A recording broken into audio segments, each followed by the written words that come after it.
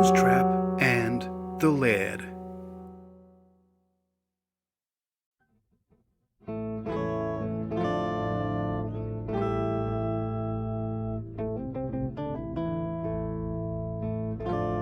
He gestured for us to stop and pointed to a house across the road.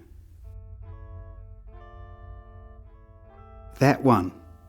The last small one beside that big 2-story joint. It would have had an outside dunny and laundry back then, but looks pretty plush now. I looked at him, wondering why I was looking at this house. A pretty standard 19th century 3-room workers' home, corridor down one side, a couple of bedrooms, a main room with a fireplace, a kitchen in the back.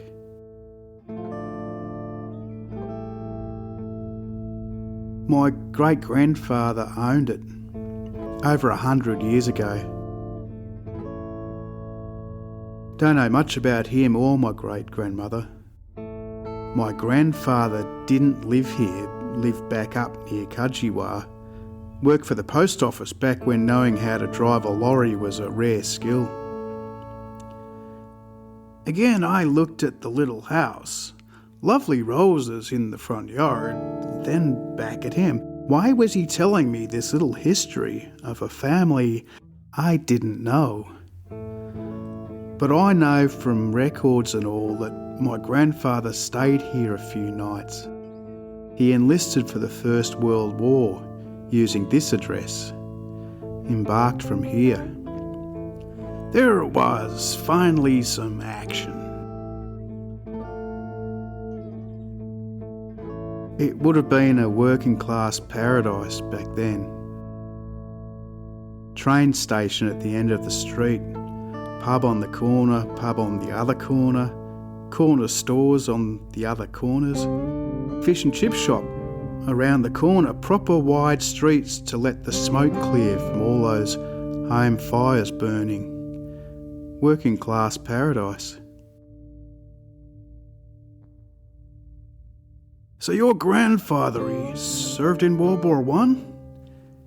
He did, but he came here first, down from the bush. I imagined to see his folks before he went. Right. They were strict Methodists, so I doubt he went to the pubs. My guess is there were a few last home-cooked meals before he left. Some Methodists refused to go to war back then. Indeed, my grandfather went as an ambulance officer. One night when my father was pretty drunk, he regressed to a childlike state and told me his dad was braver than the other dads because he drove to the front without a gun. So your father wasn't so strict, you know, as a Methodist?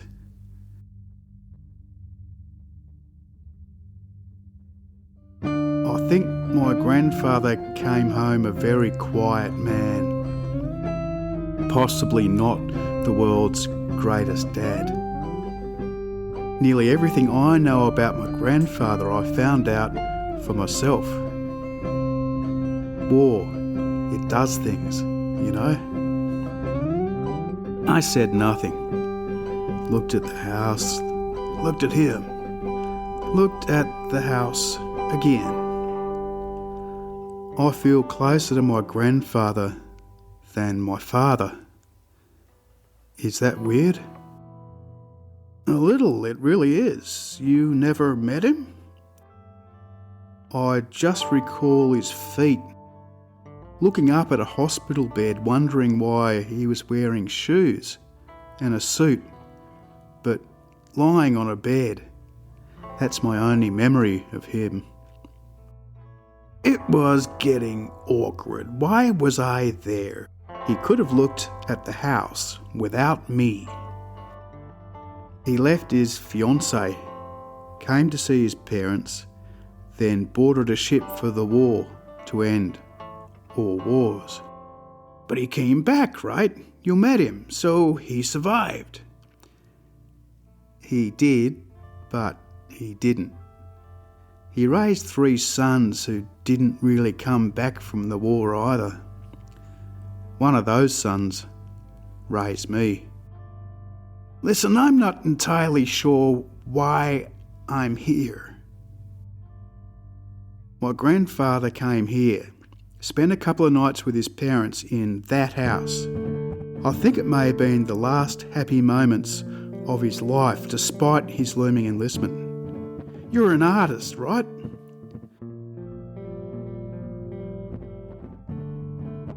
I am. I want you to paint it.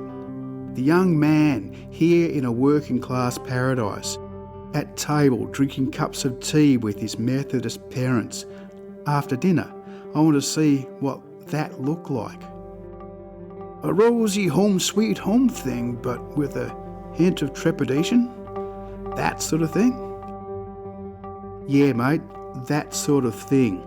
Paint it with the last of the fish and chips on the table, the newspaper wrappings, dim electric light, the young man trying to read the headlines about the war, his mother close to tears, his father looking up, not sure what to say or do. Paint it like the young man is there, but already gone, alive and dead like all soldiers. Paint it like it's the last supper for the working class paradise, the moment before men were sacrificed to machines, before generations of working men were both alive and dead.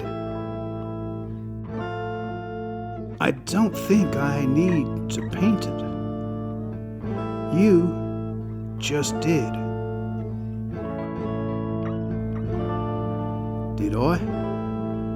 Maybe I did. Listen, there's one pub left on one corner. Can I shout you a beer?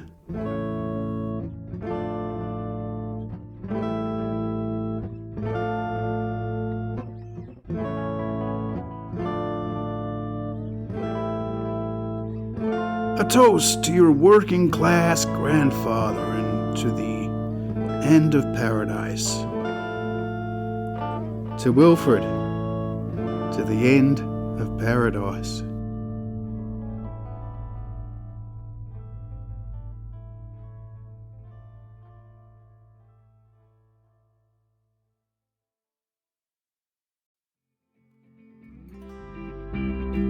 Mousetrap and the Laird is supported by some to keep it free for all.